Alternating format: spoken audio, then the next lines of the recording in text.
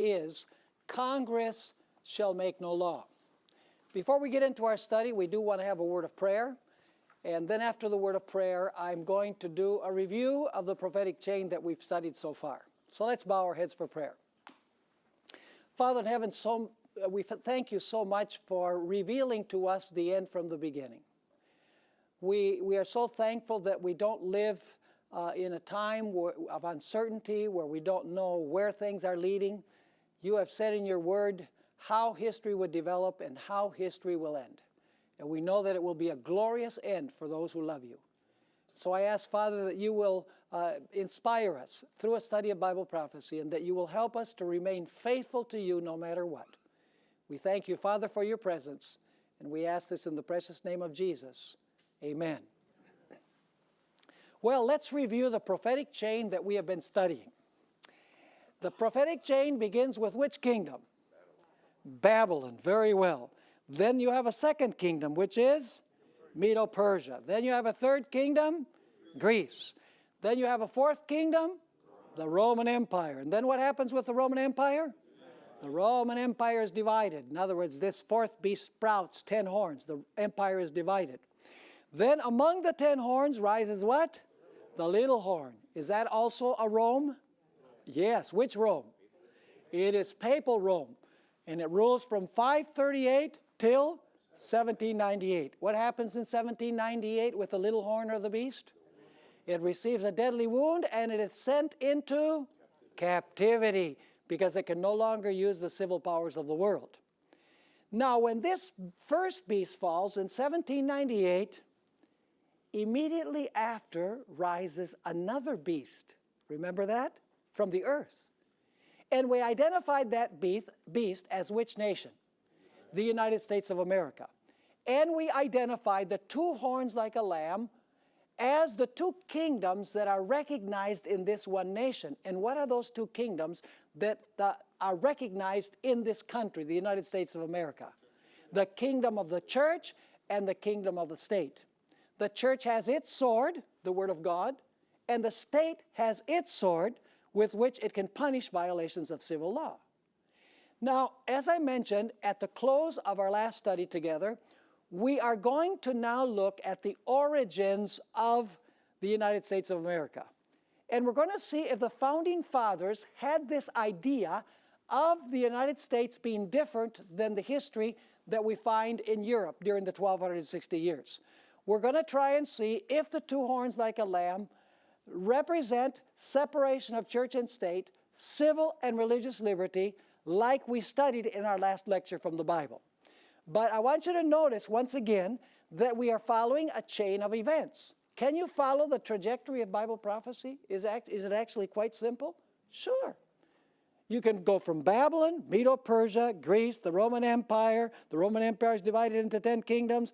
Then the papacy rules for 1260 years till 1798. And around 1798, another nation rises who upholds these two principles, which are civil and religious liberty, which depends on the idea of the separation of church and state. Are you with me? And then we're going to find that after a period of time, this very nation is going to restore freedom and is going to help the wound of the first beast to heal. Now, we haven't come to that point yet, but that's the last link in the chain before the greatest event of all, which is the second coming of Jesus in power and glory. Now, let's go to our material. There is a syllabus for this particular series, and those who are watching the live streaming and those who will see this on YouTube and those who will get the DVDs, you want to get the syllabus as well because you'll be able to follow along all of the quotations and so on in the syllabus. The Constitutional Fathers knew four things. When I talk about the Constitutional Fathers, I'm talking about the founders of the United States. People like George Washington, Thomas Jefferson, James Madison, John Adams, Benjamin Franklin, etc. They knew four things we know from their writings. Number one, they knew that the apostate Jewish church had influenced the Roman state to kill Christ. They knew the union of the apostate church with the civil power of Rome, that is with Pontius Pilate to slay Christ. They also knew that in the early church, as it's told in the story of the book of Acts, that the Jewish church, the same apostate church that influenced the state to destroy Christ, they knew that that church continued appealing to the Roman emperors to persecute, and rulers, to persecute the disciples or the apostles who were preaching God's message after the ascension of Christ. They also knew the history of the church during the Dark Ages, during the 1260 years. The founding fathers described quite frequently, for example, the Inquisition. They knew that persecution had come during the 1260 years because the church had linked with the state and it had gotten the state to persecute those who did not agree with its doctrines and its practices. They also knew the history of the colonial period of the United States, which begins officially in the year 1620 when the Pilgrims came to the United States. Well, actually, there was no United States, but they came to the territory of the United States. They came seeking religious liberty, and then once they had it, they denied it to anybody who did not agree with them, anybody that did not belong to the established church, which was the Puritan church, a branch of the Anglican church. And so the founding fathers knew about the colonial period. They knew that in the colonial period, if you didn't go to church on Sunday, you could be fined and you could be thrown into prison. And in at least 3 of the colonies, there was a death decree against those who did not attend church on Sunday because they believed Sunday was the day of rest. You could not occupy a position in the civil government if you did not belong to the established church. And only ministers that belonged to the established church could be remunerated for their efforts because people basically gave their tithes to the government paid the ministers. But the only ministers that were paid were the ones that belonged to the established church. So if you were not a minister of an established church, you would have to find another means of sustenance. In other words, in the colonial period, the founding fathers knew that there had been a union of church and state, and the result had been persecution against those who were not in harmony with this arrangement. So we need to understand the founding documents of the United States within this historical context.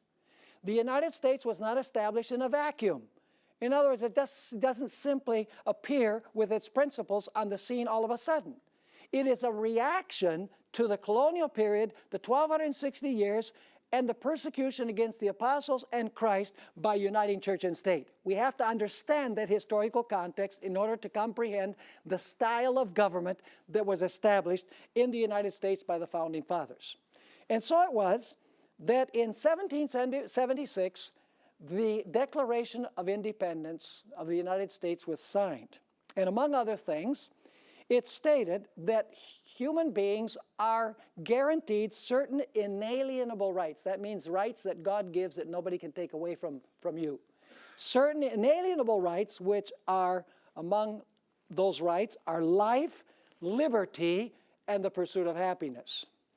In 1787, the Constitution of the United States was ratified. And the basic idea of the Constitution is a government of the people, by the people, and for the people. In other words, the people govern themselves through the election of representatives by themselves. And then in 1791, the Bill of Rights was ratified, which are the first 10 amendments to the Constitution of the United States. And the Bill of Rights, among other things, guarantees full civil and religious liberty. It's interesting to note that these 3 documents, the Declaration of Independence, the Constitution, and the Bill of Rights, were ratified immediately before the beast received its deadly wound.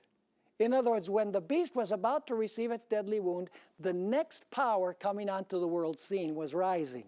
Isn't that interesting? In the light of what we studied from Revelation chapter 13, where it says that the beast receives a deadly wound, then I saw another beast rising from the earth.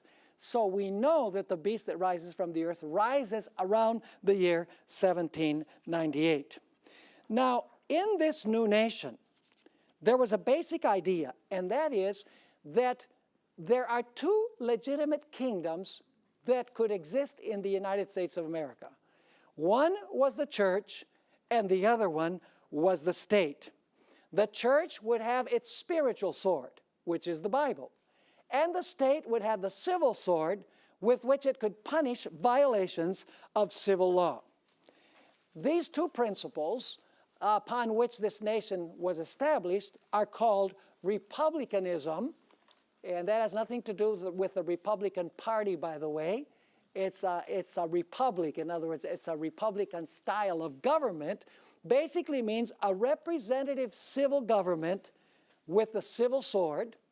And then you have Protestantism, which is a representative religious government with the religious sword.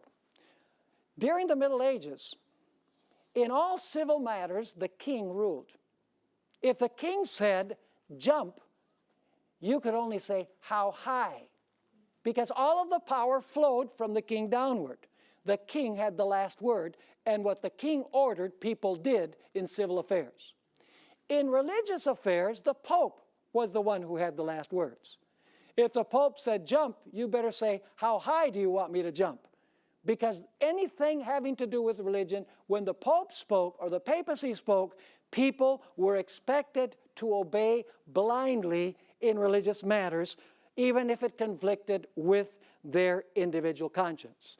In other words, all of the power during the period of the 1260 years flowed from top to bottom, from the king down to the people, and from the Pope down to the people as well. The founding fathers of the United States said, we're going to establish a different kind of government. Dare I use the word, a revolutionary type of government. A government that goes against all of the conventions that have been tried in the past. A government where the power does not flow from top to bottom, but where the power flows from bottom to top. Where instead of a king telling people what to do in civil matters, and a pope telling people what to do in religious matters, the people can decide by electing representatives what they are going to believe, what they are going to practice, so that they can govern themselves. Are you understanding the difference? So the founding fathers were trying a revolutionary experiment that had not been tried before. Because in previous empires, the king was the one who ruled in civil matters, and the Pope was the one who ruled in religious matters. So the founding fathers said, no, what we're going to do, there are going to be two kingdoms in this nation. There's going to be the church, and there's going to be the state. And both of these kingdoms are going to be separate from one another, and they are going to be based on the idea of freedom. Freedom of religion and freedom in civil matters. Ellen White, who wrote this classic book, Great Controversy, on page 442, and I must say Ellen White was born only 29 years after the deadly wound. So she was very close to the time of the deadly wound. She wrote this about the ideas that the founders had. The founders of the nation wisely sought to guard against the employment of secular power on the part of the church, with its inevitable result, which is what? Intolerance and persecution. So what did the founding fathers want to keep away from? They wanted to keep away from the church being able to use the state. And when that happens, what is the result? According to what she says, the result is what? Intolerance and persecution. If you don't believe that the union of church and state leads to persecution and intolerance, all you have to go is to Muslim countries. There the church and the state are one. Let me ask you this. If the church and the state are joined together, will you lose both civil and religious liberties? Yes, you will. Because if you do not agree with the religion, you'll be killed, and the greatest civil right you have is life. Are you with me? So they are linked together.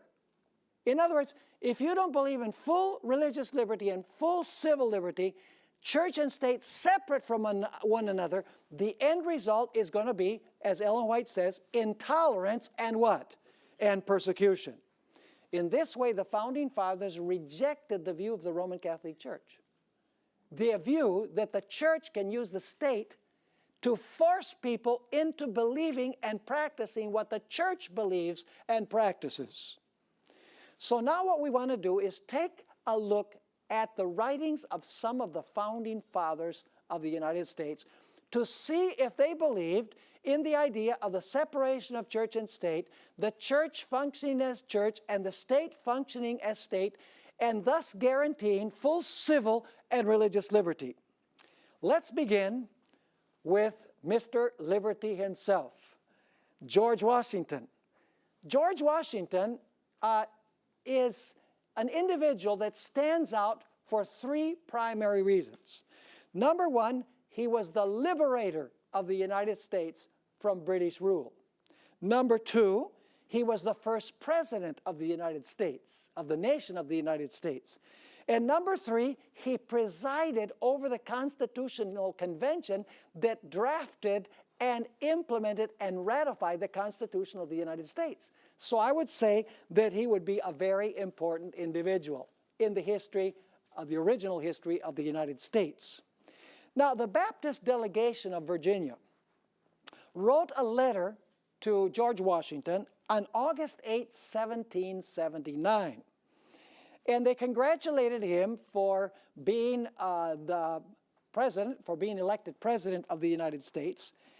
And they asked him if the Constitution that was ratified in 1787 guaranteed full civil and religious liberty if it didn't have a Bill of Rights. See, the Bill of Rights had not yet been implemented, the first 10 amendments to the Constitution. So Washington wrote back to them, reassuring the Baptists that they didn't have to worry, that the Constitution guaranteed full civil and religious liberty without necessarily having a Bill of Rights.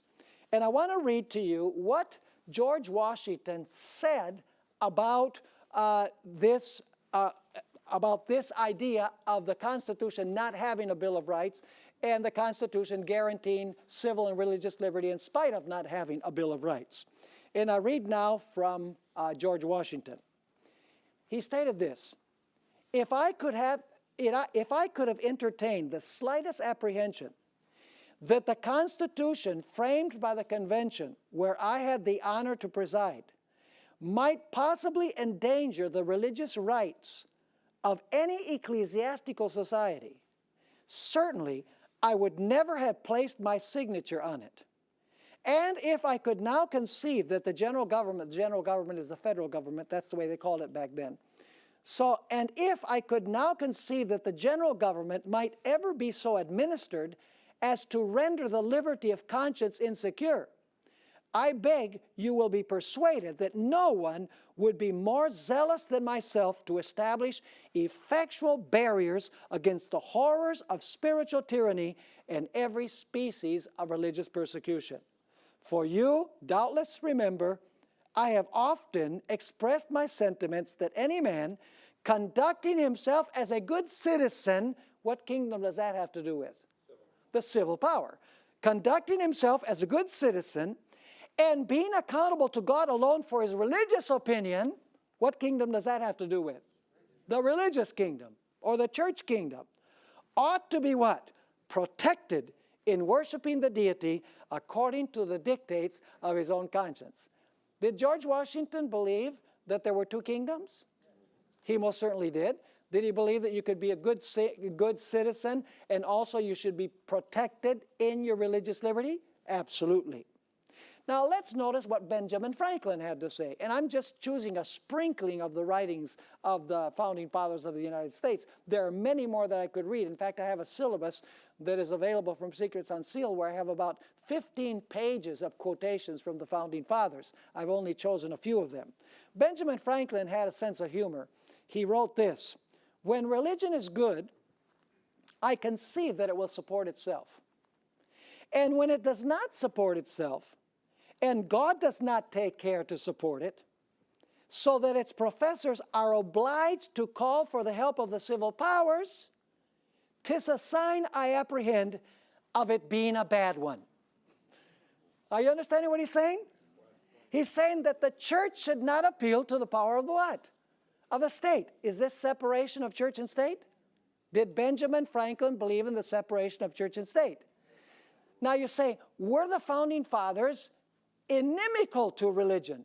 Were they enemies of religion? No. They said the only thing that the federal government can do is protect everyone's right to practice their religion without state interference. That's the only thing that the federal government can do with regards to religion, is protect everyone's right to practice their religion freely without the intervention of the civil power. Now let's notice what Thomas Jefferson had to say. I've been to the Jefferson Memorial many times in Washington, D.C. It's one of my favorite places to visit. It's this great big mausoleum-type structure with white marble. And some of the famous sayings of Thomas Jefferson are written on the walls in the white marble. And one day I sat down and I wrote with my own hand one of those quotations. So the quotation I'm going to read now, I did not get out of a book. I sat down and I wrote it myself there at the Jefferson Memorial. I want you to notice what he said about religion and the civil power. Almighty God hath created the mind free. All attempts to influence it by temporal punishment or burdens are a departure from the plan of the holy author of our religion. Does he already believe in the separation of church and state there? Yes. He says yes. You can't, the secular power cannot, by punishment or burdens, get people to follow a certain belief. That's a departure of God's plan, is what he's saying. He continues writing, no man shall be compelled to frequent or support any religious worship or ministry, or shall otherwise suffer on account of his religious opinions or belief. But all men shall be free to profess and by argument to maintain their opinions in matter of religion. I know but one code of morality for men, whether acting singly or collectively. Did Thomas Jefferson believe that the civil power had no right to impose burdens or punishments on people because of their religious convictions? Yes. So did he believe in the separation of church and state? He most certainly did. Jefferson also wrote the following, and this is almost a humorous statement that he made. The legitimate powers of government extend to such acts only as are injurious to others. Does the state have the right to punish someone who steals from somebody else? Does it have a right to punish someone who kills somebody else? Does it have a right to punish someone who ruins the reputation of somebody else? Does it have a right to punish children who abuse their parents? Yes, those are acts that the civil government can punish. But notice what he says. The legitimate powers of government extend to such acts only as are injurious to others. And then he says this, it does me no injury for my neighbor to say that there are 20 gods or no gods. It neither picks my pocket nor breaks my leg. Are you understanding what he's saying? Now, he also wrote in 1782, it is error alone which needs the support of government. Truth can stand by itself. Did he believe in the separation of truth, religious truth, and government? He most certainly did. He also understood the dangers of the clergy getting involved in the political system. Notice these next two statements that we find here. He says, the clergy, by getting themselves established by law, see they're involved in the political system, and engrafted into the machine of government, have been a very formidable engine against the civil and religious rights of man. Did Thomas Jefferson understand the dangers of uniting church and state? You better believe he did. He says, you can see it, that when a priesthood gets involved, engrafted into the government, the result is a loss of civil and religious liberties. He also said this, and this is very interesting. History, I believe, furnishes no example of a priest-ridden people maintaining a free civil government. Isn't that a powerful statement? One more statement. This was in 1814. He said, in every country and in every age, The priest has been hostile to liberty. He is always in alliance with the despot, abetting his abuses in return for protection to his own. Thomas Jefferson knew very well what happened when the church was able to use the state. And he said, in this country, it will not be that way. We are going to establish a different government where the civil government governs in civil matters and the church deals with religious matters, and every man and woman are free to worship God according to the dictates of their own conscience. Now, the Danbury Baptist Association of Connecticut wrote President Thomas Jefferson on October 7, 1801, to complain that their rights were being infringed by their state legislature, their religious rights. And this is part of the letter that they wrote to Thomas Jefferson. What religious privileges we enjoy as a minor part of the state, in other words, they were a minority in the state, we enjoy as favors granted and not as inalienable rights. In other words, the government is saying, well, we'll grant you religious freedom, but religious freedom is a divine right. It cannot be, religious liberty cannot be granted by the government because it's something that God has given man. It's an inalienable right. But they're complaining. They're saying, you know, what happens is the state is saying, we'll grant you these rights. They're saying, no, the state can't grant us these rights. They're in an inalienable right. So once again, what religious privileges we enjoy as a minor part of the state, we enjoy as favors granted and not as inalienable rights. And these favors we receive at the expense of such degrading acknowledgments as are inconsistent with the rights of free men. Now, on the month of January of 1802, Thomas Jefferson answered their letter. And he explained very clearly his understanding of the First Amendment to the Constitution of the United States. And this is where the wall metaphor comes from. Have you heard of the wall metaphor, the wall of separation? Well, let's read this statement so that you can see what Thomas Jefferson said.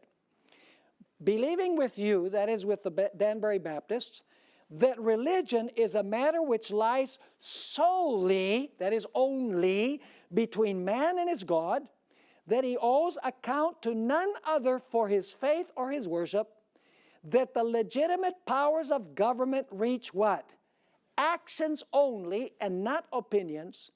I contemplate with sovereign reverence that act of the whole American people which declared that the legislature should make no law respecting an establishment of religion or prohibiting the free exercise thereof. And then he explains, by the way, he's quoting the First Amendment. Then he says, thus building what? A wall of separation between church and state. Did Thomas Jefferson believe that the church should function as church and the state as state separately? He most certainly did. All of the founding fathers believed this. And that's why I've dedicated this whole lecture to show that the two horns like a lamb are corroborated by the history, the original history of the United States. Now, let's talk a little bit about James Madison. James Madison is called the father of the Constitution. He's the brains behind the Constitution, in other words. Let's read a few statements from James Madison. He wrote this: there is not a shadow of right in the general government, remember it's the federal government, the general government to intermeddle with religion. Did he believe that the federal government could get involved in religion? No, no, no. He says there's not a shadow of right in the general government to intermeddle with religion. Its least interference with it, that is with religion, would be a most flagrant usurpation. I can appeal to my uniform conduct on this subject that I have warmly supported religious freedom. Did he believe in the separation of church and state? He most certainly did. In 1822, this is very interesting because the United States was established in 1776, 1787, 1791. This is about 30-some years after the experiment had been tried. And so James Madison now writes about lessons that the United States is teaching the world. Notice what he wrote. We are teaching the world the great truth that governments do better without kings and nobles than with them. In other words, a republic is a better idea, is what he's saying, than a monarchy. And then he says, the merit will be doubled by the other lesson that religion flourishes in greater purity without than with the aid of government. Isn't that a telling statement? So interesting. Sometimes I ask people, to how many kingdoms do you belong? Well, you know, I was born in the United States, so I am a citizen of the United States. But I was baptized as Seventh-day Adventist, so I am also a citizen of the heavenly kingdom. I live in one nation, but I'm a citizen of two kingdoms in the United States, each separate from the other. In other words, the federal government cannot interfere with my religious convictions. And the church should not be involved in trying to use the state to violate people's religious convictions, because the state has its legitimate existence and the church also has its legitimate existence. Now let's talk a little bit about the First Amendment to the Constitution of the United States. Some Christians today, many of them will say, well, the expression separation of church and state is not found anywhere in the Constitution. And that's true. If you're looking for the phrase separation of church and state in the Constitution, you're not going to find it because it's not there. But the concept of the separation of church and state is in the Constitution, in the First Amendment to the Constitution, in fact. Let's read the First Amendment to the Constitution. By the way, in this amendment is where you find the two horns like a lamb, because this amendment guarantees religious liberty and civil liberty and separates the two. Let's notice the First Amendment. Congress. What does Congress do? It writes the laws, right? Congress shall make no law. Now, what part of no law don't you understand? Congress shall make no law respecting an establishment of religion. Notice that doesn't say that Congress can't make a law that establishes a church above other churches, or that establishes one religion above another religion. That's the way many Christians today are interpreting. They're saying, well, the founding fathers, when they say that Congress shall not make, Congress shall not make any law that establishes religion, they were really meaning that the United States could not establish one church above another or one religion above another, but the federal government can benefit all churches alike. That's the argument. But the fact is that the word religion does not have a definite article. It doesn't say church, it says religion. It doesn't say a religion, it says religion. Are you following me?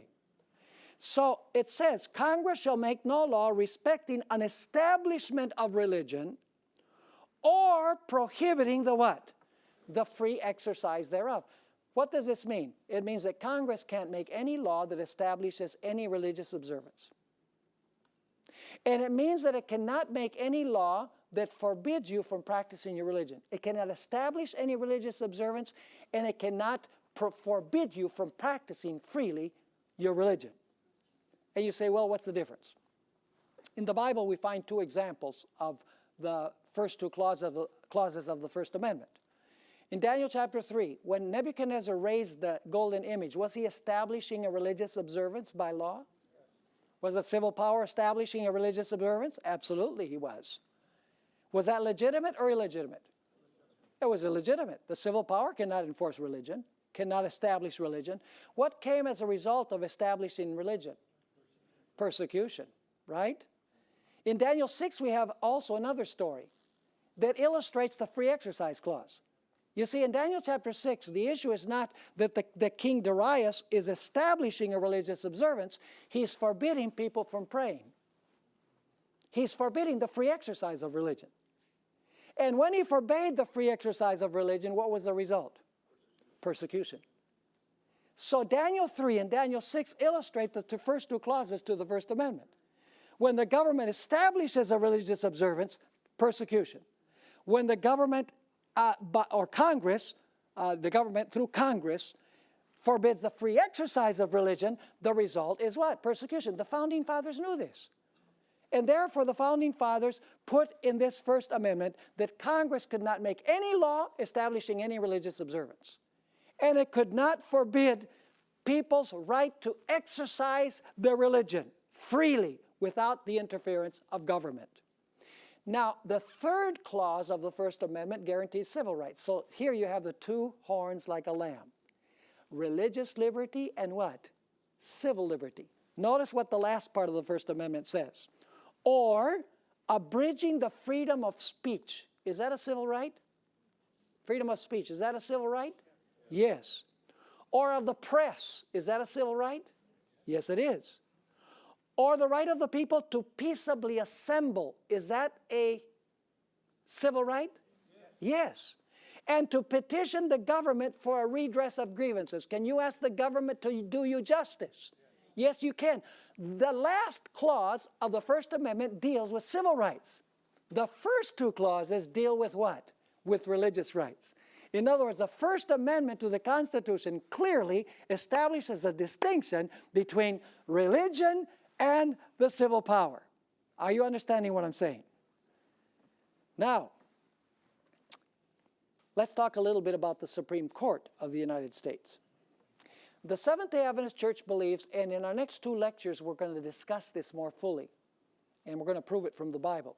The Seventh-day Adventist Church believes that the United States will ultimately, Congress will ultimately write a law mandating the observance of Sunday as the day of rest. And eventually, we will reach the point where Congress will write a law that will forbid the observance of the Sabbath as the day of rest. And some people say, oh, that could never happen in these United States of America. Because the First Amendment says, Congress shall not make any law that establishes religion, nor any law that forbids the free exercise. So, if Congress wrote a law that everybody has to keep Sunday, would that be a violation of the First Amendment? Would that be establishing religion? Even a kindergartner could understand that. If the government should forbid, if the Congress should make a law forbidding you to keep the Sabbath, would that be a violation of the second clause, free exercise, to keep the day that you want? Of course it would. Any person, any rational person would understand that.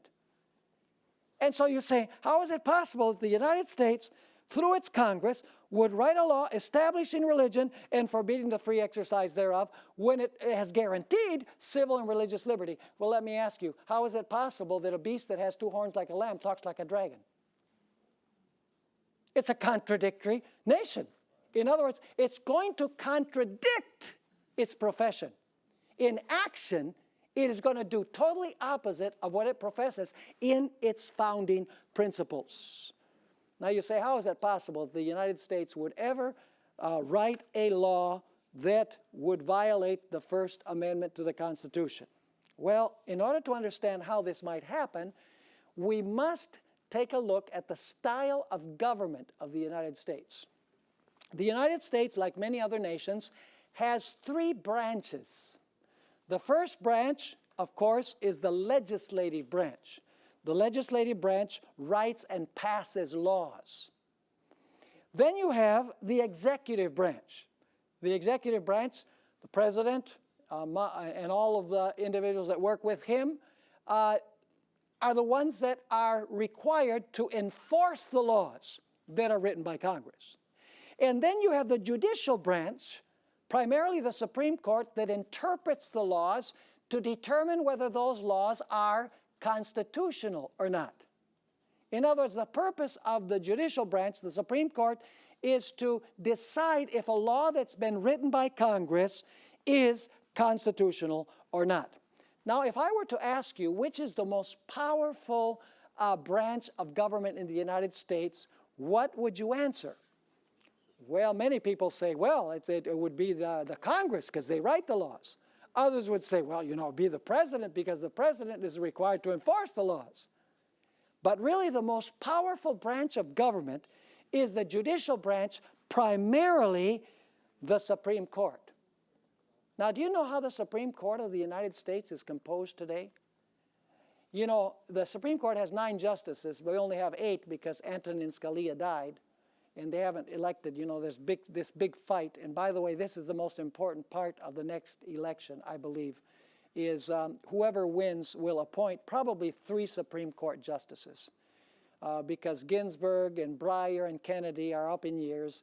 And so the next president probably, if the president is there for 2 terms, is probably going to elect 3 Supreme Court justices, which will totally transform the court. So anyway, I'm not making a political speech or anything. I'm just saying that it's extremely important how the Supreme Court is composed. The United States is called a Protestant nation, but there's not one Protestant on the Supreme Court.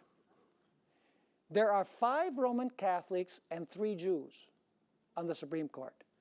And Antonin Scalia was a Roman Catholic, so when he was alive, there were 5 Roman Catholics and 3 Jews in a country that says that it is Protestant. Not one Protestant on the Supreme Court. Now you say, how do you know that the Supreme Court is the most powerful branch of government? Let me give you a couple of examples. Do you remember the election in the year 2000 in Florida? The hanging chads? Remember they were looking at the cards in the light to see which chad they had punched, to see if they voted for Al Gore or for George Bush? Remember that? You know, for several weeks we didn't know who had won the election. It would go from one lawyer to another. It would go from one court of law to another court of law, then to a higher court of law. Finally, the case went to the Supreme Court. And the Supreme Court said, George Bush won the election in Florida. So basically, the Supreme Court elected the President of the United States of America. Let me give you another example. June 26. That's the anniversary tomorrow. It's my birthday, June 26. On June 26 of last year, the Supreme Court stated that gay marriage is something that is going to be legal all across the United States of America. Who can contest that? Who can question that decision of the Supreme Court? What court can you appeal it to? You can't appeal it to any court. So when the Supreme Court says the case was taken, gay marriage is something that is a right guaranteed in all 50 states, there's no court of appeal. That is what is going to happen. So let me ask you this. If the Supreme Court is willing to redefine marriage, contrary to the Bible definition, you don't think that the Supreme Court would be willing to redefine the day of worship? Of course it would. It will be in a time of national emergency. It'll be a time of great difficulty. And you know, there are trying times that are going to come to this country, folks. People don't have the foggiest idea what is going to happen. There's going to be an economic meltdown. There's going to be more terrorist attacks. There's going to be more so-called natural disasters. And it's not due to climate change and all of these reasons that are being given. The fact is that God is withdrawing His Spirit from this country. Because this country has said, we don't want God. We don't want His Word. We don't want you in our life, is what this country has said. And so God says, you don't want me? I'm not going to force myself on you. And He removes Himself from those who have rejected and said that they don't want Him in their lives. And human beings can be very cruel when they're devoid of the Spirit of God. And of course, after the close of probation, Ellen White describes this world. She says that there's a scene of strife such as no pen can picture. Can you imagine what the world is going to be like with Satan in total control of the finally impenitent? He won't be in control of God's people, but he will be in control of all of the wicked in the world. We haven't seen anything yet compared to what is coming. And the world, even the Protestant world, you know, they say, well, it's the Muslims and it's the terrorists, and you know, they blame everything. It's climate change. And they applaud the Pope. They say, wow, the Pope, he's got it straight. You know, we need to emphasize the poor, and we need to emphasize the family, and we need to emphasize climate change. He's got it right. And they don't realize that the reason why everything is going downhill is because God is withdrawing His Spirit from the earth. He's releasing the winds of strife. That's what's really happening in this nation. This nation, if it was to return to God, it would have to return to what God says in His Word. Now, I'm not talking against people. You know, if people want to live a gay lifestyle, you know, I believe the government should give them that civil liberty. But the government does not have any right to redefine marriage, because the Bible defines marriage as between a man and a woman. If gay people want to have civil unions, and I think they should get tax breaks, just like people who are married. But God has defined marriage as between a man and a woman. And how is it that man or the Supreme Court would redefine marriage? And you don't think that the United States, through its Congress, would also be able to redefine the meaning of God's day of worship? You say, well, Pastor Bohr, how is that possible? In the United States of America, the land of the free and the home of the brave, something like that could happen? Listen, the beast of Revelation 13, it says it has two horns like a lamb, but it speaks like a dragon. Listen carefully. It doesn't say that the two horns are broken and then it speaks like a dragon. It speaks like a dragon while it still has the two horns. In other words, this nation is not going to get rid of the First Amendment to the Constitution. It's going to say we still uphold the First Amendment. But what is going to happen is that unconstitutional laws will be declared constitutional. Are you with me? And that's why we need to defend the Constitution of the United States as it was given originally. The Founding Fathers believed in the separation of church and state. They believed that the civil power could not make any law having to do with religion, either enforcing any religious observance or forbidding the right of people to practice their religion. Am I making myself clear? Now let me talk to you here about John Adams and the Treaty of Tripoli. You say, what is that? The Treaty of Tripoli? What in the world could that mean? Well, on June 10, 1797, 1 year before the deadly wound, actually less than a year before the deadly wound, John Adams signed into law what is known as the Treaty of Tripoli. And I'm going to read only the one line that we find in this treaty, which is significant to our discussion. The government of the United States is not in any sense founded upon the Christian religion. The government of the United States is not what? In any sense founded upon the Christian religion. This Treaty of Tripoli has really bothered a lot of evangelicals and conservative Protestants in the United States, because they want to say that the foundation of the United States is a Judeo-Christian foundation. But the fact is, the Founding Fathers knew that if the United States was founded on the Christian religion, that would be unconstitutional, because it would be establishing religion. Would it not? It would be establishing religion to say that the United States is established upon the Christian religion. They knew that. Incidentally, this treaty in May of 1797, right before John Adams signed it into law, it was read before the Senate. A written copy was given to every senator. It was approved unanimously by the Senate without one dissenting vote. It was published in the great newspapers of Philadelphia and New York. Those were the big cities back then. There was not a whimper of protest from anyone, no letter from anyone protesting. What do you mean the United States is not founded on the Christian religion? The fact is that the United States was a nation composed by a majority of Christians. But it is not a Christian nation. It's not founded on Christianity, because if it was founded on Christianity, that would be unconstitutional, because the government cannot establish any religion. Are you with me or not? So the Founding Fathers knew what they were doing. Ellen White, who was born only 29 years after the deadly wound, wrote in 1888 about the secret of the power and prosperity of the United States of America. Listen to what she wrote.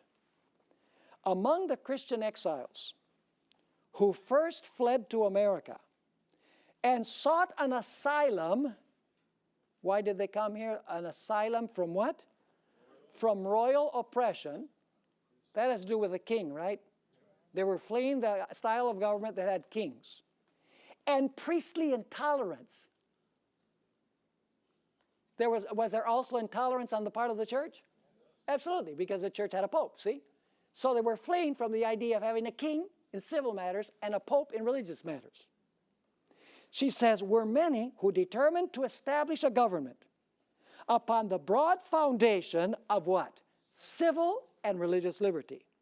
Their views found place in the Declaration of Independence, which sets forth the great truth that all men are created equal and endowed with the inalienable right to life, liberty, and the pursuit of happiness.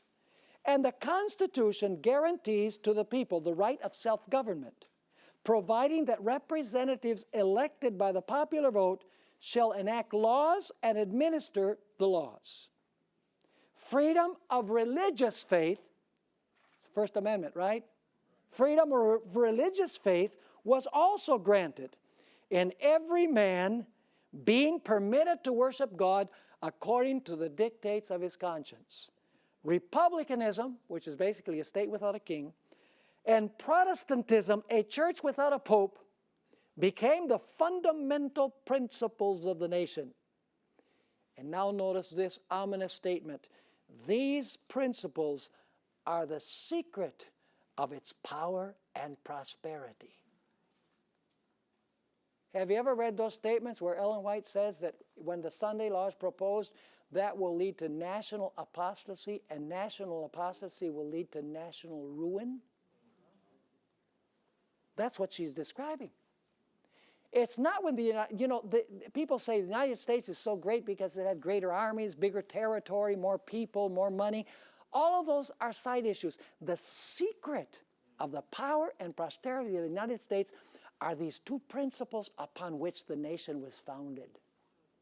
If the nation someday should join church and state, if someday the United States should allow the church to control the civil government, to persecute those who do not agree with the general ideas of religion, the United States would be repudiating the two horns like a lamb and would begin speaking like a dragon.